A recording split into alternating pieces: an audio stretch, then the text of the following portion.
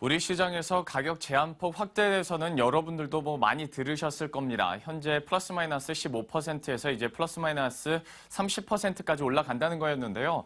작년 말 올해 초까지만 하더라도 우리가 많이 소식 전해드리면서 약 한 4월 정도가 되지 않을까 싶은데 벌써 4월이 됐습니다. 아직까지는 이렇게 준비가 안 된 것 같아서 조금 더 연기가 됐다고 하는데요.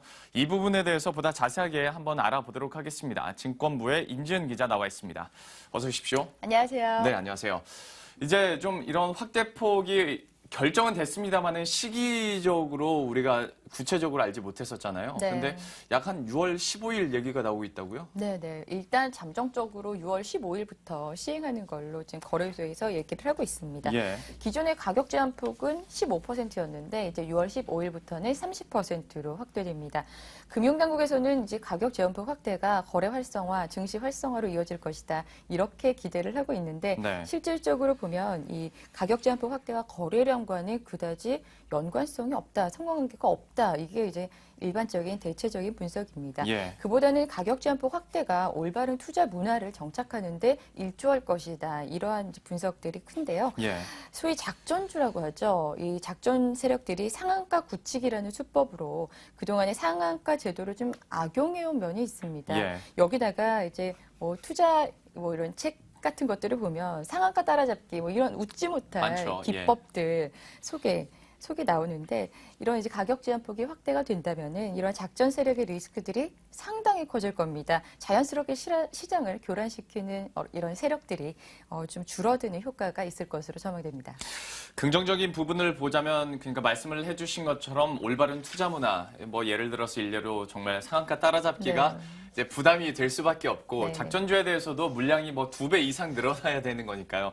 역시 이 부분에 대해서는 어느 정도 해결이 가능하겠지만 이게 단순하게 생각했을 때 15%에서 30%로 늘어지면 그만큼 변동성도 커질 수 있다는 거 아니겠습니까? 네. 좀 개인 투자자에게는 좀 큰 리스크가 될 수밖에 없잖아요. 네, 그렇죠. 이 변동성이 확대되면서 투자 위험이 정말 그만큼 커지는 겁니다. 예. 단순하게 계산을 해봅시다. 이틀 만에 반토막이 나고 4일 만에 4분의 1 토막이 나는 그런 상황이 되는 거죠. 예. 가격 제한폭 확대는 특히 중소형주에 좀 큰 영향을 미칠 수 있을 것 같은데요. 예상치 못했던 실적 호재라든지 네. 악재 이런 것들에 대해서 가격 변동성, 시장의 반응이 훨씬 더 공격적으로 나타날 수가 있다는 겁니다. 네. 따라서 투자자 입장에서는 중소형주 투자 시에 더욱더 신중을 가하고 또 자체적으로 손실 한도 설정이라든지 예. 손절매에 대한 기준을 좀 더 강화할 필요가 있겠다. 네. 이런 이제 전문가들의 조언이 있습니다. 특히 유의해야 될 점이 신용융자 부분입니다. 네. 신용거래인데요. 가격 제한폭 확대와 함께 반대매매에 대한 손실이 더 커질 수 있기 때문입니다. 예. 반대매매는 투자자가 미수금이나 신용거래를 이제 제때 갚지 못했을 경우에 증권사들이 임의적으로 주식을 처분하는 건데요. 네. 대개 하한가를 기준으로 체결을 합니다. 예. 증권사 입장에서는 리스크를 빨리 해소해야 되기 때문에 이걸 가능한 빨리 처분하기 위해서 일방적으로 하한가로 예. 이제 주문을 내고 호가를 내고 곧 매매 체결로 이어지거든요. 네. 그만큼 신용 거래가 많은 종목은 종목 변동성이 커질 수밖에 없다는 겁니다. 그러겠네요. 예. 이와 관련해서 지난 2월에 금융투자협회에서 이 가격 제한폭 확대와 함께 이 반대 매매 시에 일방적으로 하한가가 아니라 15%에서 30%까지 이 자율적으로 증권사 보고 정해라. 예. 이렇게 이제 지침을 내렸습니다. 증권사에게 자율성을 주는 거죠. 그러므로 해서 투자자들을 배려해라. 네. 이런 차원으로 풀이되는데요. 하지만 증권사 입장에서는 리스크를 최소화해야 되는 입장이기 때문에 반대매매 기준가를 전날 종가 기준으로 마이너스 30%, 하한가 30%를 이렇게 좀 정할 가능성이 예. 크게 점쳐지고 있습니다. 결론적으로 가격 제한폭이 확대되면 반대매매 독촉은 더 심해질 것으로 전망됩니다.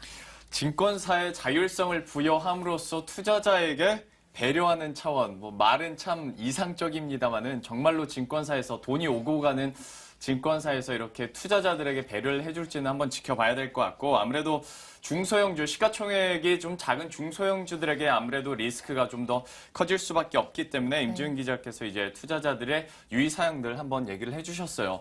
근데 이제 개인도 개인이지만 기관 측에서도 좀 작전을 바꿔야 되지 않을까 싶은데요. 기관 네. 측들의 반응은 좀 어떤가요? 일단 시장 플레이어들은 기대 반, 우려 반으로 이 가격 제한폭 확대를 기다리고 있습니다. 예. 일단 상한가 30%가 가능하다는 점에서 이제 기대 수익률이 그만큼 커진 거죠. 그렇겠죠. 예. 얼마 전에 삼성증권이 내놓은 보고서를 보니까요. 일반적으로 개별 종목들이 하한가를 치는 경우보다 상한가를 치는 경우가 많다고 합니다. 네. 따라서 롱 포지션에서 더 큰 수익을 낼 수 있다는 분석을 내놓은 걸 봤는데요. 예. 전문가들은 가격 제한법 확대로 그간 중소형주를 통해 수익을 많이 냈던 롱숏 플레이어들 같은 경우에는 예. 또 한 번의 기회가 있을 것이다. 이렇게 기대를 하고 있습니다. 다만 실적 악화 등으로 이제 요즘 코스피 종목을 봐도 예. 하루에 하한가까지는 아니지만 한 달 기준으로 보면은 한 30%까지 하락하는 이런 종목들이 있잖아요. 그렇죠. 요즘에는 예. 뭐 시가총액 상위 종목이라고 해서 뭐 2, 3% 빠지는 게 아니라 뭐 10% 이상 빠지고 그러더라고요. 네, 그렇습니다. 이렇게 가격 변동폭을 이제 이렇게 가격 변동폭이 이렇게 확대되면은 네.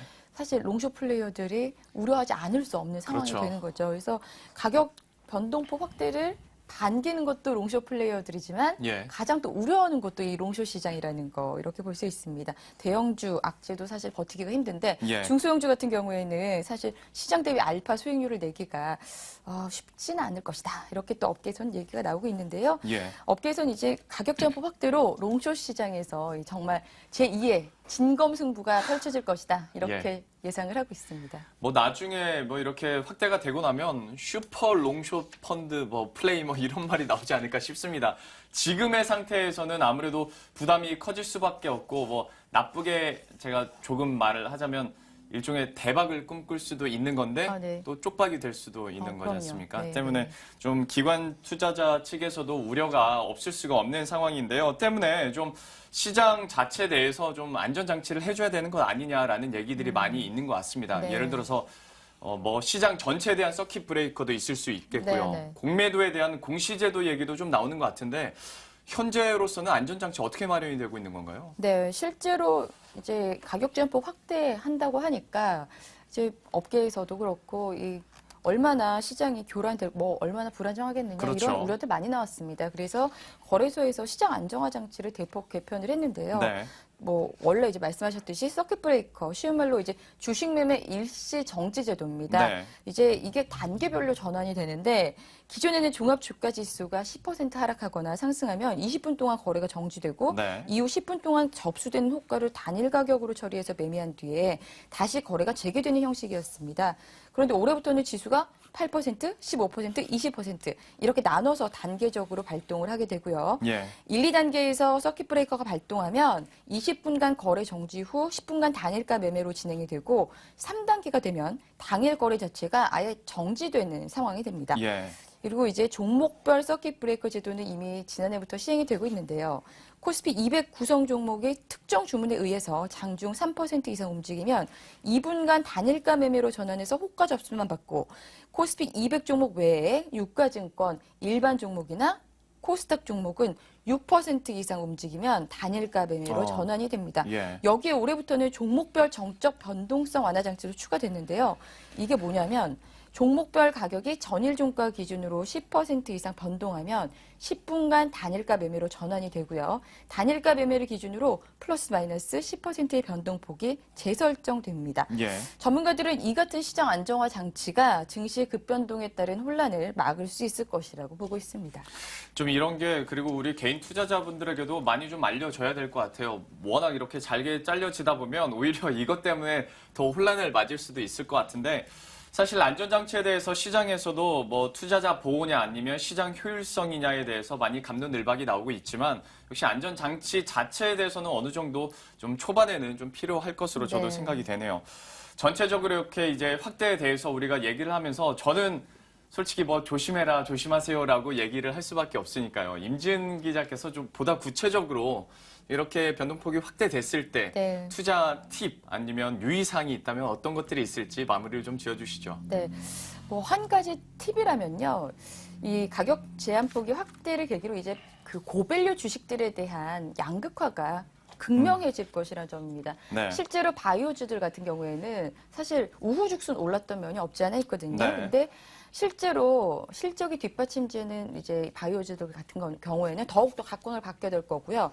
버블이 낀 주식들 같은 경우는 심한 조정이 이루어질 것으로 전망됩니다. 예. 그렇기 때문에 전문가들은 앞으로 이제 주식을 볼 때 이제 PBR, 주가 순자산 비율이죠. 이걸 이제 투자 지표를 굉장히 좀 중시해라 이렇게 조언을 하고 있습니다. 네. PBR이 낮다는 거는 그만큼 하락 위험, 하락 가능성이 좀 낮다는 의미일 텐데 가격 제한폭이 확대되면 이런 주식들이 조금 더 이제 각광받지 않을까. 네. 네, 이런 조심스러운 좀 추측을 해봅니다. 이미 그동안에 장기 소외됐던 굴뚝주들이 급등했습니다. 최근 한 달 사이에 그 품절주라고 분류가 되면서 가격폭 확대로 이제 그 가치가 재조명될 것이다. 이런 분석들이 나오면서 급등을 하는 모습을 보였는데요. 이제 다시 한번 강조하건대 준비가 덜 된 투자자, 또 소문에 휩쓸려서 투자하는 뭐 이런 개미 투자자분들, 아직도 기업 가치 모르고 이제 차트나 시세 이렇게 투자하시는 분들, 예. 그런 분들 설 자리가 더 좁아질 것으로 보이니까요. 아예 좀 자신이 없다. 예. 이런 분들은 펀드에 가입하는 것도 네. 방법일 것 같습니다. 예. 물론 이제 고객 돈을 받아서 운용하는 이 기관들의 준비도 대대적으로 이루어져야 될 것으로 보입니다. 예. 역시 뭐 리스크가 2배가 아니라 사실 체감 리스크는 제곱으로 늘 수도 있기 때문에 개인 투자자 입장에서는 이제 투자를 하시려면 더 공부하셔야 될 것 같고요. 요즘에는 시장이 좀 혼란해지면서 그리고 혼탁해지면서 PBR에 대한 중요성이 다시 좀 떨어지고 있는데 다시 이런 변동폭이 확대가 된다면 PBR에 대해서도 우리가 다시 한번 좀 되새기면서 투자를 하는 방법, 그리고 마지막으로 이제 정말 전문가들이 운용을 해주는 펀드에 대해서도 잠깐 언급을 해 주셨습니다. 지금까지 증권부의 임지은 기자와 함께 이야기 나눴습니다. 고맙습니다.